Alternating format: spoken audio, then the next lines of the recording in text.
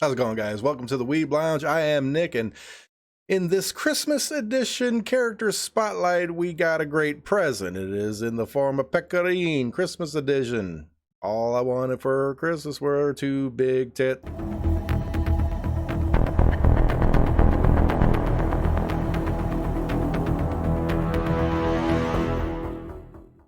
mean, they're wrapped up, present, put a bow on it.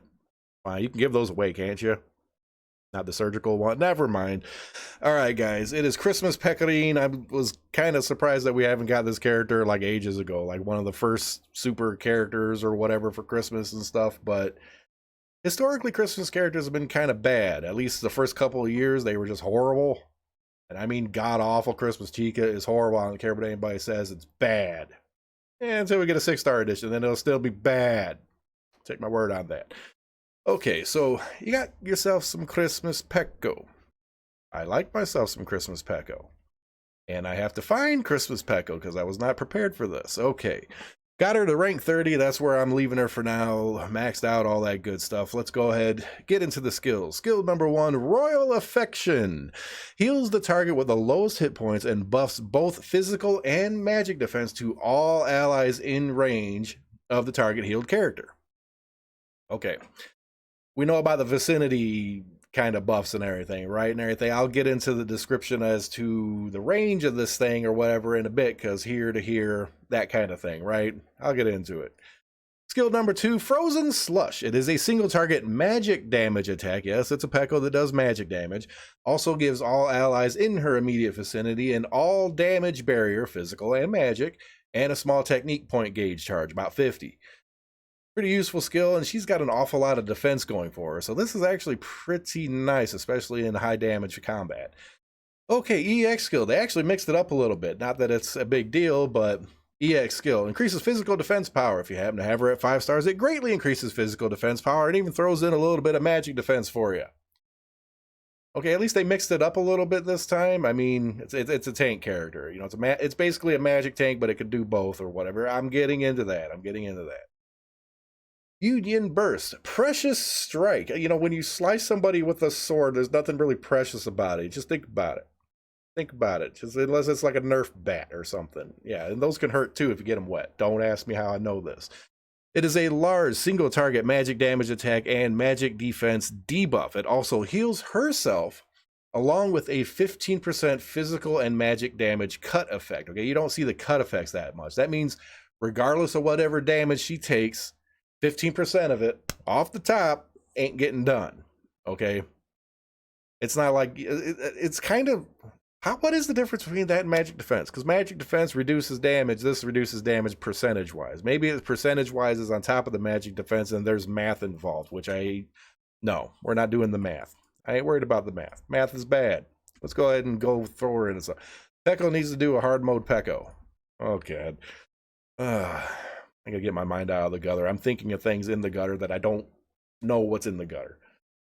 Okay, now, this character is rated surprisingly high. When she first came out and I heard of all the skills, and even over on Discord, everybody's like, she's kind of mid, if that. It's like she's made to be a tank, but she's Midgard. She stands in the middle, okay? But she's a tank. And I do like the Union Burst, especially the jiggle mechanics. There's nothing precious about that. It's good strike. It's colorful. It's friendly. It's not friendly. Why am I saying it's friendly? It's not whatever. Tripping over my own tongue here. Okay. So, what's the range of her buffs? The immediate vicinity thing. Well, apparently the buff range on this thing is ridiculously huge. So it almost may as well be full range. It basically goes from the front line all the way to the back to Karen. Because Karen needs her buffs, right? Otherwise, she'll complain and yell at you and, take some more medication or something. I don't know. But it's a freaking huge range. So I don't know why they just didn't kind of make it be like, buffs everybody. Because it might as well. Whatever. The character acts like a mid-guard tank. And she's actually got an SS plus tier rating in boss battles. At least ones that are going to end up doing a huge amount of damage and you need magic. Because she stands mid-guard. Okay, if used properly with a formed group where you make sure everything is thrown behind her, She acts as basically just a proper tank and a pretty good one at that. She is stout. Peco is always stout. I need to stop. Okay, so you can form a good magic damage group with allies standing behind her. You basically have yourself a proper tank if you do so. But I'm sure there's some groups that can stand in front because you still can do like damages. You know, you got these bosses or whatever that's like, oh, I'm going to hit like the third back because why not? Right? You can kind of plot it out. Anybody you can plot that out almost, but whatever. So SS plus tier versus bosses, high damage bosses, and SS tier in Luna Tower for some reason. I kind of wonder why she gets that rating so soon since there's no Luna Tower to deal with right at the moment. And maybe simulations or whatever. I ain't going to argue with it. But I will argue with you. If you don't like, share, subscribe, hit that notification button, guys. This character is pretty cut and dry. Okay, it's a limited character. Apparently I had this. Whatever. So my recommendation with this character is, do you pull for her? Yes. It's probably a good idea. I get the feeling that this character is one of those where it's going to allow you to create new types of groups that are going to be OP in the next clan battles, or, you know, like Luna Tower is saying stuff. It creates a slight new dynamic. That's what I'm feeling here. Because, like, you got characters that stand mid-guard, you know, Shiori or whatever. Well, she's like front but way back or something. Isn't she? Shiori, Suzuna, was she? Shiori, whatever. Not Shiori. It is not Shiori. Who the frick am I thinking? I am being like an absolute idiot right now. I haven't used the character in so freaking long. Where are you at? She's got a 6-star. She's around here somewhere. I ain't going to give up till I find out. Y'all know who I'm talking about. Wow, apparently I'm not talking about anybody because I just went right past her or something. I am blind. We know this. Her. Shizuru. I'm stupid. Whatever. Okay. Her. Oh, God.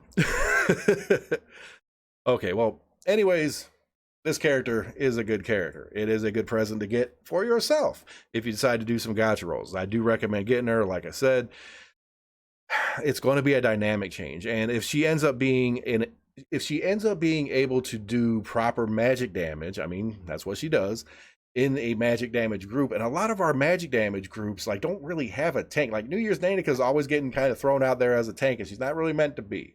She can pull it off sometimes, but she's not really meant to be. She is.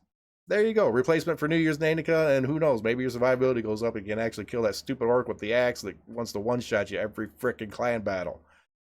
I hate that thing. Whatever. Spend your money wisely. Christmas present for yourself. See you in the next video.